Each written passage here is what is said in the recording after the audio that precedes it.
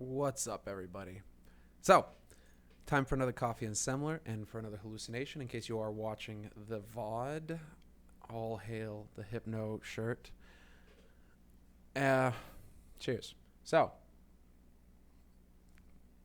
we're going to be getting into a topic which is coming up more and more often, but I think is one of the major roadblocks to, this whole like Valhalla kind of ideal place that people want to take esports, which is closer to TV, right?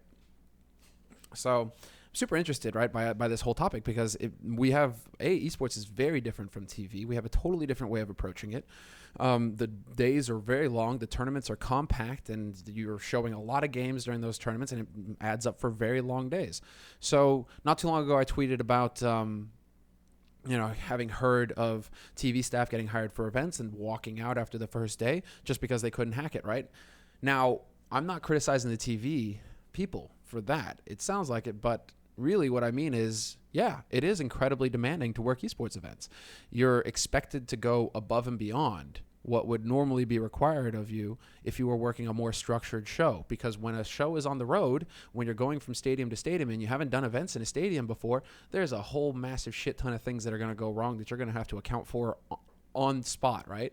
You're going to have to, and this is the main thing that comes down to esports events, is that it's by the seat of your pants. You're just flying through trying to problem solve as quickly as possible with not enough people to solve those problems adequately. And so it's just a bunch of overworked, overstressed people who are really trying to do the best they possibly can given the circumstances at esports events. And I know this doesn't sound fantastic, but you do have certain new companies that are coming in, right? Like E-League, who are just, you can't even like really put them in the same division as esports events, right? We're going to put E-League way over here because E-League is coming from TV and they have, it's just a massive company, and money, I mean, it's definitely, that's always a consideration, but they have resources to draw on, they have staff to draw on, they have experience, and more importantly, they're not like way overworked, right? In the sense that they have 2 seasons. They did 2 seasons last year, and then they had the major starting off this year, right? 3 events that they had to build around, where a lot of these esports companies that are in the space right now are set up with models that demand as many events as possible because that's how they make their bread, right? They've built their business models around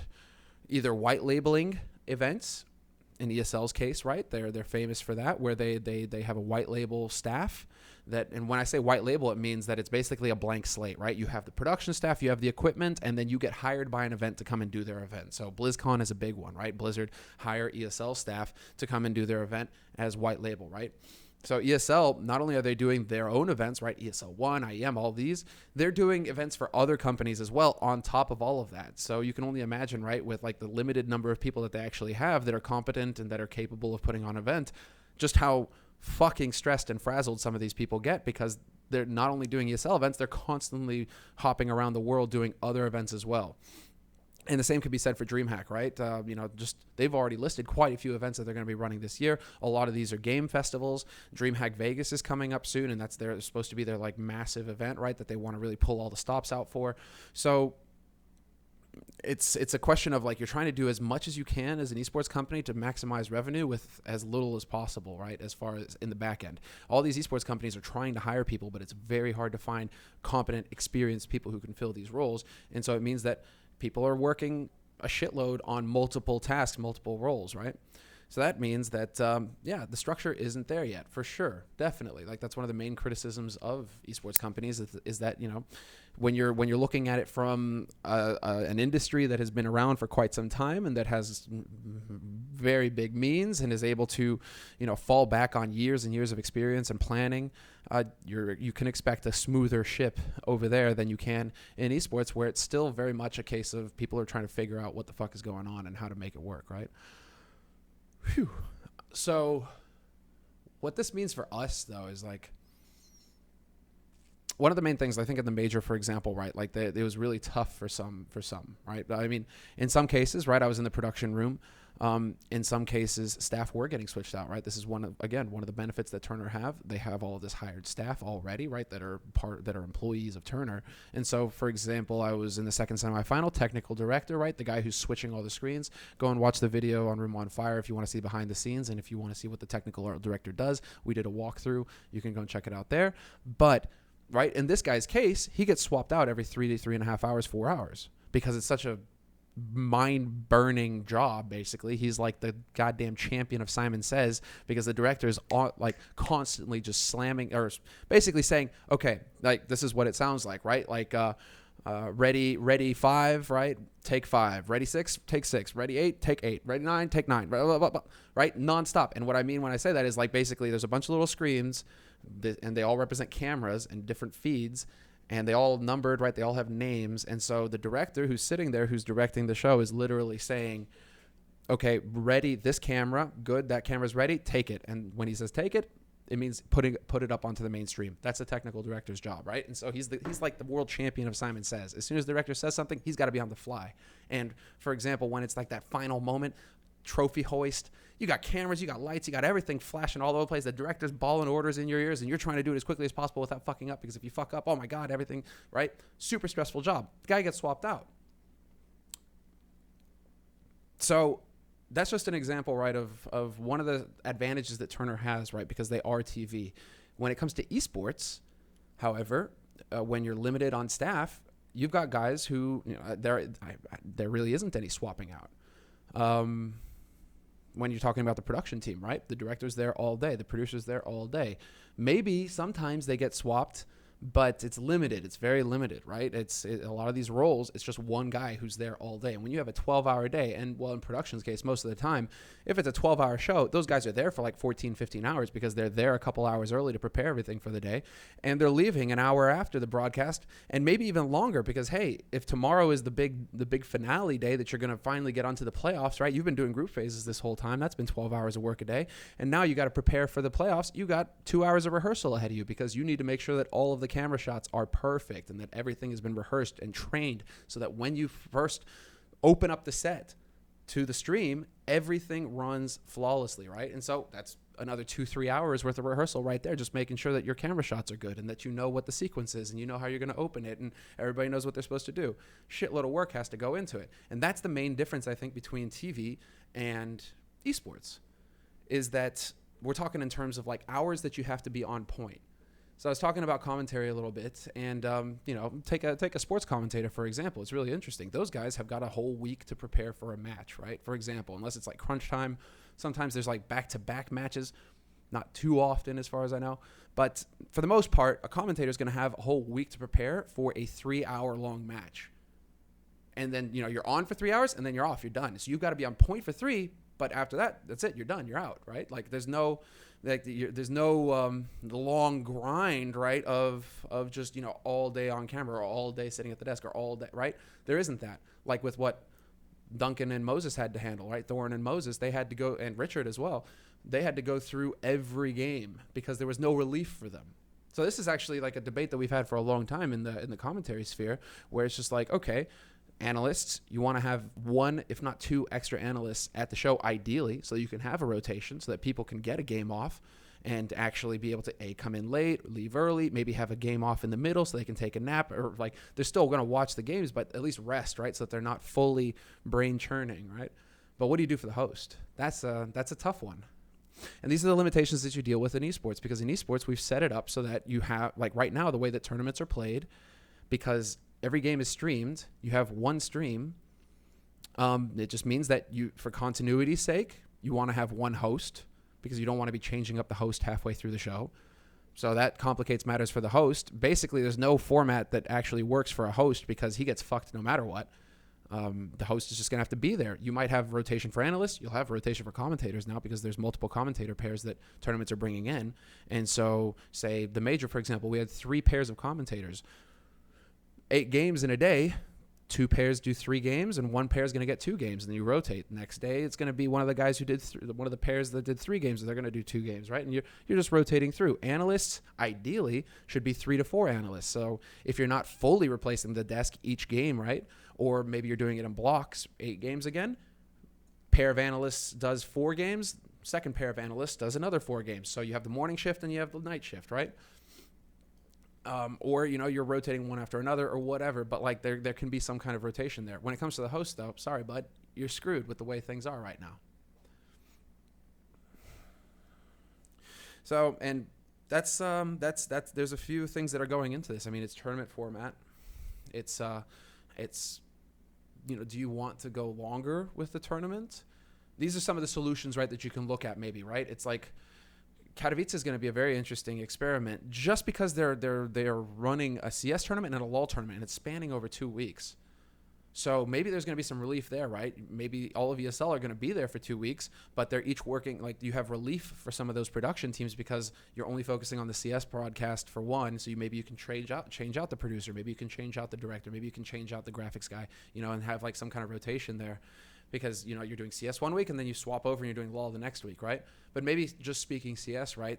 One of the solutions could be you spread it out a little bit so that it's going for 2, 3, 4 weeks even, right? One weekend you're playing the group stage, and because you have the time, maybe you split it up into 3-4 days, turns it into like a 6-hour broadcast per day instead of an 8 to 10 hour broadcast per day, right? But you spread things out a little bit so that the broadcast day can be more manageable. Next week you come back, 2 best of 3s a day for the quarterfinals. Following week, semifinal. I mean, this is just how do we look at actually trimming down the length of the broadcast day?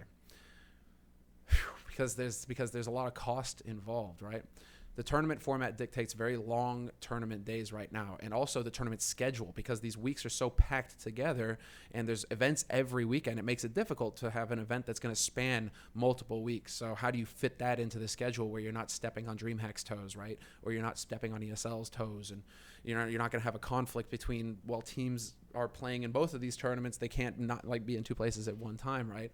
Although with some of these online leagues, somehow they make that work. The players play online from a LAN. I think that's silly. That's ridiculous. Screw online leagues. But whatever. Another solution maybe is to go back to that format that we had a long time ago, right? Katowice 2014, one way that ESL chose to solve things was they had Anders and I remote cast. We casted on our channel side by side with the main stream through the group stage, right? That is a format that we could try and go back to. We went away from it at Cologne 2015, where we did have side by side streams, right? But then we decided to put them all together. Can't remember the exact reason. I think it was like we couldn't actually like accurately figure out just like all of the unique viewers for both streams, and so in order to get the actual count, they collapsed everything onto one stream so that you could have like a real count of just how many people were tuning in. I don't know, but reason being, that's when I remember really just that shift from side by side streams to just the one. But is that a possibility, right? Side by side streams is interesting because you could actually compact that day down. And there's even the question is, do you even show all the streams, period? Do you run games simultaneously? Hell, if you have the capability to have all of these PCs for prac setups and all that, if you have the capability to have all those streams and you have all the admin staff and you have everybody necessary there to support that, why not just run all the games at the same time, right? And then you cherry pick which one's going to go on the main stream, but maybe that means that you're not going to see, I don't know, Flipside playing FaZe or something, right? It's going to be happening on the B stream, or it's not going to be streamed at all. Right? And that can shorten the day down quite significantly, right? Because all of a sudden, if you have 8 maps, but you're, I don't know, running 3, 3, and 2, all of a sudden you're looking at what, like a 4 to 5 hour broadcast day instead of a 10-hour broadcast day or a 12-hour broadcast day to do 8 best of ones, right? One after the other.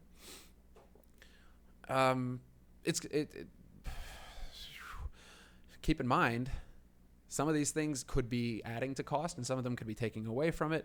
I mean, that is one thing. And I'm not kidding when I say that, right now it is still, unless you're massively VC backed or, you have like an outside investor that's just pumping shitloads of money into you, or you're an established, already massive company, it seems like still esports tournament organizers are figuring out a working model, because we've trained the viewership all of this time. We've trained the viewership to get used to a free product, right? In sports, for example, you're paying cable TV subscriptions to be able to get access to TNT, to ESPN, to, I don't know, TBS, to all of these brands, right? So there's a paywall there. It's not like it's free TV. There's a paywall there that you're paying for to get access to all the premium content, which is all the sports channels and the talk shows and all that sort of stuff, right? So there's a paywall there that you're going to pay for. And then there's even another paywall if you want to get even more nitty gritty, right? Which is a way even, which could be something that's on the horizon here for esports is, is there going to be another paywall for even more hardcore and analysis of the games, right? More hardcore content. But then that means there's another paywall behind that. In sports, right, that exists, right? Like it's inside the NBA. No, it's not inside the NBA. It's like NBA tickets or whatever. They have that already, right? So you're paying cable, but then you're also paying extra for that so that you get even more information, right? But they've figured out different models in TV, right? That makes it so that they have the funds necessary to pay the extra costs that go into creating the extra content, or to having 2 side-by-side production teams, or to all these sorts of things, right? That is really interesting. Whereas in esports, these tournament organizers are still trying to figure out the working model. In sports, for example, like a hockey match, say you're selling hockey tickets, right? You're going to go to a hockey match and you're going to watch a match. It's going to last like 2 to 3 hours, right? But there you go. $60, $200 out on, like you're spending, a significant amount of money on a ticket, and you're going to get like a 3-hour long show. Your whole evening's maybe like 5 hours because you got to get in and out of the stadium, all that shit, right? But you're there and you're sorting that out, right? Like you're getting the 3-hour show. How do you do that in esports, right? Because in esports right now, you have these guys, they're getting stadiums. They're renting stadiums for days. Huge cost involved in that, right? Like if you're just thinking about the tournament organizer itself, right? Like there's a huge cost involved in just renting the goddamn stadium. And it's not for one day, it's for like a week sometimes, right? They're renting these massive stadiums. And then when they're selling tickets, they're selling tickets, and it's just like, hey, there's this 2-day event, this 3-day event. You buy one ticket for €50 or €100, and you get access to all 3 days. It's super hard right now to monetize, it seems. I mean, obviously it's much deeper than that, and I can only give my opinion because I don't really work for a tournament organizer. But this is what I've heard with conversations. But like, it's still like a very interesting challenge that the esports orgs have to actually like monetize and make it so that there is the money to go into Weatherman Yanko or having 2 other commentators there, or having 2 other analysts there, or even hiring an extra host. And let's not even get into the actual production, because all of the costs of production have risen as well. You need bigger stages, you need more LEDs, you need more lights, you need more cameras. What's behind a camera? A cameraman or woman, gonna cost money. Costs have been rising there as well. So like cost is all going up, right? And somehow the esports orgs are keeping up, but they're just keeping up, right? So it's always about like that fine line. It still feels like it. Every time you talk to an esports org, it still feels like that fine line between, it's like, okay, trying to put on the best show possible so that everybody, like all of us, are happy, right? Because we're loving it. But still being able to actually have a company and continue to grow that company and hire the staff so that you can do a better job next time. So it's just it's this struggle that's going on in esports right now to find the working model that's really going to keep going, if you're not just doing white label stuff, right? Or if you're trying to do your own events. This is why online leagues are huge for tournament organizers. Just think about it. You could be doing a LAN that's 3 days. You need a stadium or a studio. You need all the staff that's going to come with that. You need all the cameras, the lighting, the stage building, all the crew, everything. Cost. Or you could run an online league. Speaking from experience, ran Case King of the Hill. Was like, what's the cost there? I have my PC. Anders has his PC. We both have microphones. We stream the game. Players are there. There is no cost, right? And when you have like ESL's Pro League or Face It, right? All this stuff is like super sick for them, right? They're selling sponsorships on it, and they're getting massive amounts of viewer numbers. But it's highly advantageous to run like an online league versus actually running a stadium league right now, even though you have to still do the stadium leagues. But they aren't making boatloads of cash off of stadiums. In most cases, it's actually costing them money to actually run these stadium events. Ooh, we're getting off topic here. Now that we're actually getting into like tournament events are like, all right, but to bring it back around, right? Because I'm just thinking from like the commentary analyst section, it costs a lot of money to get people there, hotels, flights, fees, all that sort of stuff, right? And so just looking at like, let's say turning the analyst desk right now, it's going to be like that wait between, Do we spend the money to have 2 extra guys here, or do we just use the guys that we have, or what, right? Every tournament is thinking that, right? They go into it, they're like, oh, we want to have like 12 people working it, and then they're like, oh shit, that's going to cost a lot of money. Okay, maybe we'll have 8 people working it, right?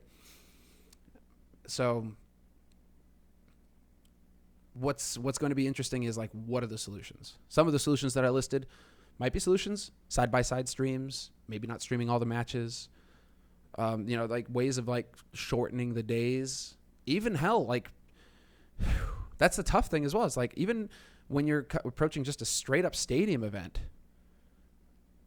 and it's tough for a fan to get involved because they don't know if their team's going to be playing in that stadium. For example, right? You're renting that stadium for 3 days. Say you're going to run the quarters and the semis and the finals.